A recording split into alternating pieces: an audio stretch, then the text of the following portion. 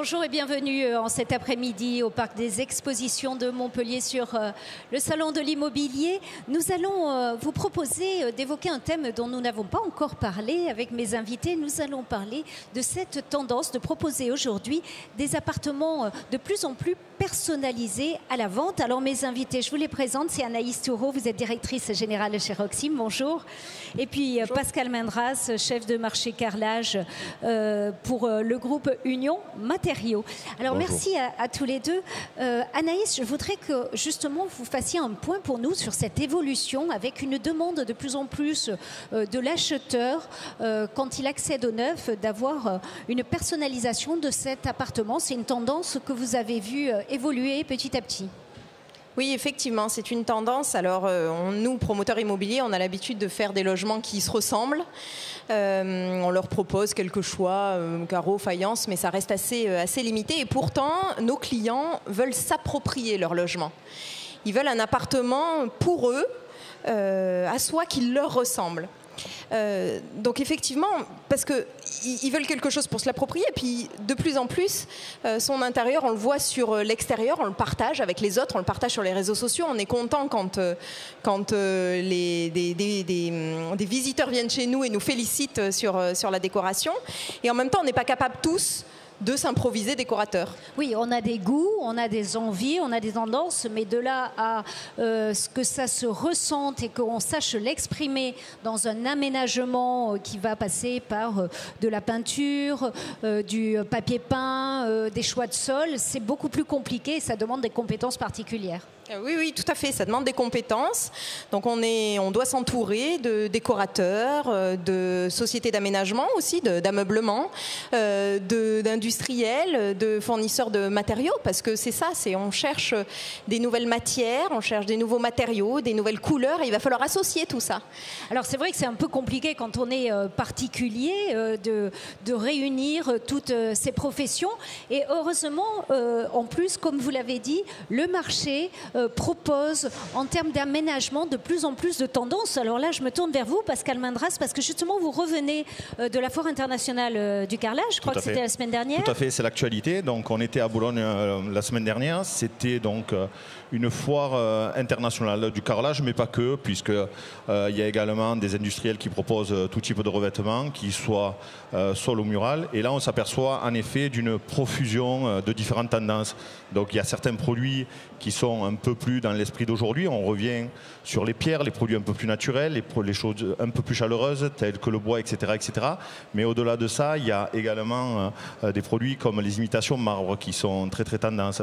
Donc, les matériaux ont vraiment évolué et permettent aujourd'hui de faire des choses extrêmement qualitatives en termes d'imitation, que ce soit de bois, de pierre, etc. Aujourd'hui, on a la chance d'avoir en effet une industrie dans la céramique qui a énormément évolué. Donc, on parle d'évolution sur le format, puisque le carrelage se parle en XXL maintenant. On a des produits qui vont de 1,60 m jusqu'à 3,20 m. On va avoir également de la profondeur, dans la qualité et dans la possibilité d'intégrer ces matières-là comme de la matière naturelle, où il y avait à la fois du relief et de la dimension. Et c'est vrai que grâce à ces différentes propositions, on arrive à amener sur le marché une profusion, je dirais, de produits et de tendances. Donc après, à vous, professionnels de l'immobilier, à vous, décorateurs, de faire en sorte que ces produits soient connus et utilisés. Soient utilisés. Et nous, notre rôle, c'est vraiment de vous les amener et d'en discuter pour que vos clients découvrent ces produits-là, puisqu'on a la chance de faire des salons professionnels et le particulier, lui, il est un peu en retrait de tout ça. Et notre rôle, c'est d'amener vraiment ce lien entre ces deux mondes. Alors justement, Anaïs, vous nous disiez de plus en plus donc, ce besoin d'appropriation, d'avoir un logement qui ne ressemble pas à tout le monde. Du coup, les promoteurs, et en particulier chez Roxim, donc vous vous êtes adapté à cette nouvelle demande. Comment ?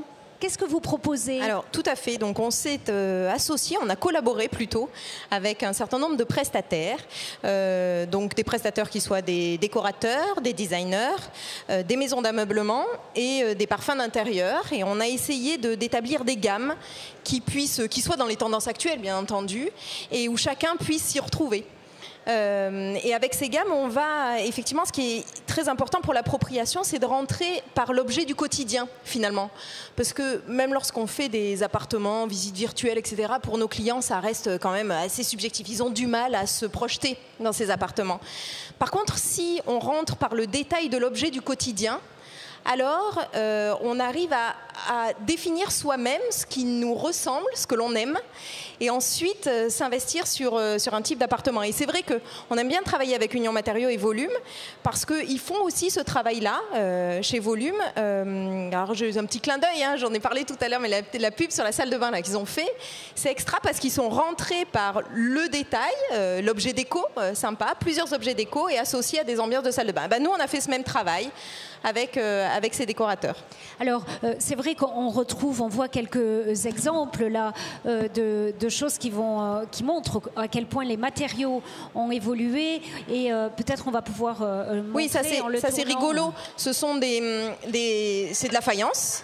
Donc on le retrouve chez Union Matériaux, c'est de la faïence, mais c'est un effet pavé de verre. Alors là, on a que 2 carreaux qui sont effectivement présentés, mais lorsqu'on faïence la totalité d'un mur, et pas obligatoirement un mur de salle de bain, hein, ça peut très bien être un mur intérieur, une cloison séparative entre un bout de cuisine et un séjour, on a une projection un peu différente. Enfin voilà, c'est un aspect déco sympa. Est-ce que cette vision globale dont parle Anaïs Toureau, justement, avec l'évolution des matériaux qui sont plus seulement cantonnés, alors là on prend l'exemple du carrelage, mais qui vont plus être cantonnés seulement à un sol ou à des pièces comme une salle de bain ou des toilettes, ça a fait là aussi évoluer énormément les possibilités en termes d'aménagement et de décoration.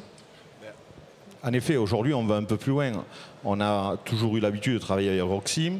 Nos propositions, c'était un travail entre un promoteur et un négociant en matériaux. Aujourd'hui, on a intégré aussi le fait qu'on avait besoin d'être accompagné par d'autres métiers. Donc Anaïs a parlé en effet d'accompagnement via des architectes d'intérieur, ce qui était plutôt rare jusqu'à présent, mais on a besoin également d'être accompagné. Notre seule façon d'imaginer la décoration intérieure aujourd'hui ne suffit pas. C'est quelque chose d'assez, je dirais, personnalisé. Et à personnaliser, donc on a besoin vraiment de ces échanges-là. Après, on parlait des différentes pièces de la maison. En effet, le lien, c'est souvent le sol, puisque le sol, il va accompagner l'ensemble du logement. Et avec ce sol, il va falloir que ça fonctionne avec les différentes pièces. D'où l'importance de ne pas se tromper sur ce produit qui est un sol en général définitif et sur lequel qui va permettre déjà d'intégrer les différentes pièces de la maison en décoration. Et surtout, la déco, c'est quelque chose qui est évolutif. Donc dans 3-4 ans, il ne faut pas que ce choix de revêtement soit un handicap à l'évolution, je dirais, de la déco. Et ce travail-là, c'est un travail qu'on commence à faire. Ça fait un petit moment qu'on réfléchit, puisque ça fait un petit moment que c'est également dans l'esprit d'Anaïs et de Roxim de se dire, aujourd'hui, un logement, il doit être à la fois déco, mais il y a le côté évolutif qui est aussi important. Alors, justement, Anaïs, j'aimerais qu'on parle d'un programme que vous présentez lors de ce salon, qui est le programme du domaine du parc. On va prendre un exemple très concret de ce qui est proposé, en l'occurrence par Roxim. Sur ce domaine de la Providence, alors on peut déjà dire un mot sur ce domaine que vous commencez à commercialiser, qui est donc le domaine, sur le domaine de la Présidence, un ancien domaine qui appartenait à la ville, avec un grand parc qui va être transformé en parc public. Et donc, le domaine, la résidence, qui est de 2 unités, de deux bâtiments, va donner sur ce parc public. Je vous laisse nous présenter un petit peu d'abord l'extérieur et l'environnement, et puis on va en venir justement à cette tendance que vous avez encore plus expérimentée à travers ce projet. Oui, alors le domaine du parc, effectivement, on l'avait très bien dit, d'ailleurs d'où son nom. C'est une résidence qui s'inscrit sur le domaine qui appartenait à la métropole, qui s'ouvre sur un parc public avec des essences aujourd'hui qui sont très sympathiques, avec des arbres de grand développement. Et donc les appartements, 82 logements, une résidence qui a été dessinée par Pierre Tour, se veulent bien sûr très généreux, puisqu'on a des appartements confortables, 3 pièces 70 mètres carrés, enfin des 4 pièces 115 mètres carrés, donc on on s'est vraiment adressé à une clientèle de résidence principale pour cela. Et on a travaillé effectivement avec un certain nombre de partenaires, donc décorateurs, maisons d'ameublement et parfums d'intérieur aussi, la maison Baïja notamment. Et on a travaillé sur un certain nombre d'ambiances. Voilà, et vous proposez du coup un cahier des tendances. Tout à fait. En fonction du style de chacun. C'est ça. Alors on a la tendance, c'est des tendances qui existent aujourd'hui. Hein. Donc par exemple la tendance urbaine. On peut trouver la tendance tropicale, ça marche aussi beaucoup en ce moment. La tendance cocoon. Et effectivement, on a fait tout un travail d'objets déco que l'on retrouve à. Alors c'est ce que vous disiez tout à l'heure. Hein. Il faut partir d'un objet. C'est important de partir d'un objet. Et à partir de là, parce que ça va parler à la clientèle, et à partir de là, on va décliner un certain nombre de propositions. Alors les propositions vont passer par quoi? Par des peintures Alors des peintures, de la faïence, des revêtements de sol, des couleurs d'interrupteurs, des couleurs de sèche-serviette, mais aussi du papier peint. Aujourd'hui, c'est hyper tendance le papier peint. Alors, chez Volume, par exemple, le papier peint, on peut même le personnaliser. Donc c'est très très chouette. Et donc effectivement, c'est tous ces choix qui sont proposés. Alors ça a été réfléchi par une décoratrice. Et puis pour limiter aussi, parce qu'il y a 6 oui. Voilà, 6 tendances proposées, donc chacun peut s'y retrouver vraiment. Et du coup, ça donne des appartements vraiment très différents les uns des autres. Complètement. Et même des investisseurs qui souhaiteraient quelque chose qui soit suffisamment sobre pour passer les différentes générations, ça existe aussi. On a fait une offre pour chacun. Et vous êtes allé jusqu'au parfum d'intérieur, alors au parfum d'ambiance. Je trouve ça assez rare pour être souligné. Donc là aussi, les odeurs, le rôle des odeurs, et donc on peut choisir aussi une tendance à partir d'une odeur. Tout à fait. Alors, ce domaine, il est commercialisé donc dès à présent. Vous allez proposer combien d'appartements? Quel type d'appartements? Alors, 82 appartements, du studio aux 4 pièces. Donc, studio 2 pièces, 3 pièces et 4 pièces. À chaque fois, ce sont des logements qui sont très confortables par rapport à l'offre qui est présente sur le marché montpelliérain, tant sur les espaces intérieurs que sur les espaces extérieurs. Ils sont très larges et ils vont donner sur ce parc magnifique de la métropole. Et alors, je voulais juste signaler, parce que c'est très beau pour être signalé vraiment, c'est Arcane qui a fait cette frise. Il va avoir un hall avec une frise très artistique qui va permettre de rejoindre, puisqu'elle va être très végétalisée, cette frise, donc de l'art qui va mener vers les espaces végétaux extérieurs. Oui, exactement. On a sur cette résidence le lien entre ces deux volumes de bâtiments, c'est un hall, un très grand hall transparent qui donne d'un côté sur un jardin méditerranéen qui appartient à la résidence et de l'autre côté sur ce fameux parc. Et donc finalement, ce hall va être habillé par l'artiste Arcane d'une grande fresque qui va faire 15 mètres de long et qui fait un trait d'union finalement entre cet espace intérieur végétalisé et le parc. Je reviens vers vous parce que ce travail, vous l'avez dit, vous le faites depuis un moment, mais aujourd'hui, il y a vraiment une demande dans la collaboration avec les promoteurs pour aller plus loin justement et associer de nombreux professionnels avec cette envie vraiment de proposer dès le départ du sur-mesure. Oui, tout à fait. Ce travail, il était fait, c'est vrai, depuis un petit moment, la recherche de matériaux, ces propositions-là. Aujourd'hui, si je dois faire un parallèle, on produisait des appartements de type industrialisé et maintenant, au contraire, c'est des appartements qui sont personnalisés. Le parallèle avec l'industrie de l'automobile aussi, il est intéressant. Aujourd'hui, on achète un véhicule et on est capable de le personnaliser. Dans le logement, on doit tendre vers cet esprit-là. Et en effet, avec des acteurs comme Roxim et d'autres aussi, on travaille sur cette possibilité de personnaliser ces appartements et d'offrir un large, je dirais, éventail de matières, de couleurs et de produits aux futurs acquéreurs. Alors le travail, jusqu'à présent, il se limitait entre un maître d'ouvrage et nous, négociants, je me répète, j'en ai déjà parlé, mais aujourd'hui, on a besoin également de nouveaux acteurs et on a intégré, ou en tout cas, les maîtres d'ouvrage ont intégré la participation d'architectes décorateurs qui, eux, ont une vision plus globale. Nous, on se limite peut-être à certains produits, certaines matières, et eux vont voir avoir un horizon un peu plus prononcé sur l'aménagement intérieur, je dirais, total.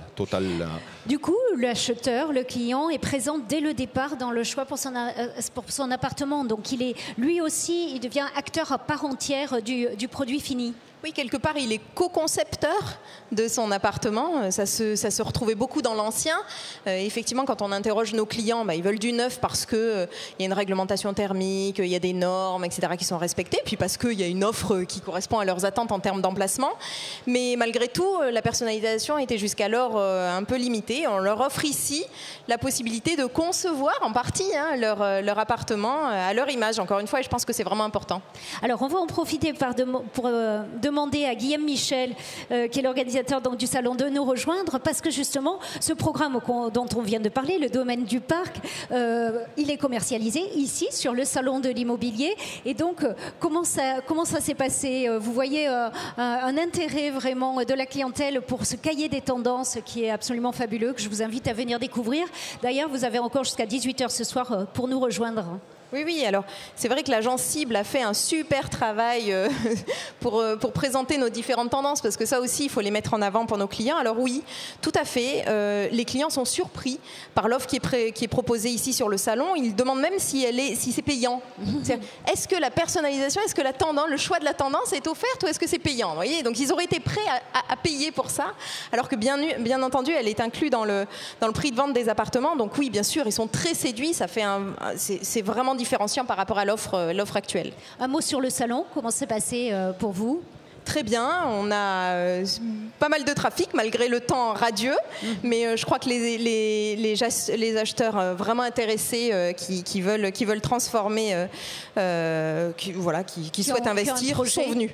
Guillaume, vous pouvez nous dire donc un mot aussi sur le déroulement de ce salon? On est sur la 3e journée, on a encore toute l'après-midi devant nous, mais déjà un mot on va dire à un peu plus de la moitié du parcours. Alors c'est presque à fin de parcours, mais comme a dit Anaïs, en effet aujourd'hui c'est un jour un peu exceptionnel parce qu'il fait quand même assez beau dehors. On a vraiment un constat sur ce salon où quand même on a des personnes qualifiées, parce que les gens se déplacent réellement pour venir ici au parc des expositions, donc ils font quand même la démarche de venir voir. Donc on s'aperçoit dès l'accueil qu'ils ont quand même un vrai projet en tête. Ils ne savent pas encore tout, mais en venant sur ce salon, c'est le but premier du salon, ils vont pouvoir transformer toutes ces idées. On ne sait pas à combien on a droit, ils vont aller voir un courtier ou un banquier, ils vont leur dire vous avez tant d'enveloppes, à partir de là ils peuvent savoir s'ils peuvent prendre un appartement sans acheter la décoration, puisqu'elle est gratuite, elle est comprise dedans. Mais ça c'est très intéressant. Et aujourd'hui, moi je remercie Anaïs et aussi tous les autres exposants, parce qu'Anaïs donc du coup dévoile le domaine du parc sur le salon. C'est un lancement, donc pour eux c'est intéressant aussi de faire un lancement sur un événement majeur. Et aussi je remercie aussi Pascal, parce que Pascal Mandras, qui représente donc le groupe Union Matériaux et Volumes, est partenaire depuis de nombreuses années sur le salon de l'immobilier, donc c'est un partenaire très important. Et dès cette entrée du salon de l'immobilier, on a un choix de carreaux, un conseil aussi, et pour montrer aux visiteurs, parce que le visiteur aujourd'hui, il évolue constamment. On a avec Internet aussi beaucoup de demandes, les gens pensent à plein de choses. Ce sont des nouveaux moyens de communiquer, de présenter une nouvelle approche d'appartement, de vente, même pour les maisons, c'est vraiment très important. Et on a retrouvé tout au long du salon une ambiance très studieuse, très concentrée, avec des gens qui portaient vraiment une envie, un projet, et qui étaient vraiment à la recherche de choses, de conseils très précis, que ce soit sur le financement, sur le neuf, sur la construction. Donc on a vu beaucoup de réunions très B2B entre les acheteurs et les stands qui sont là.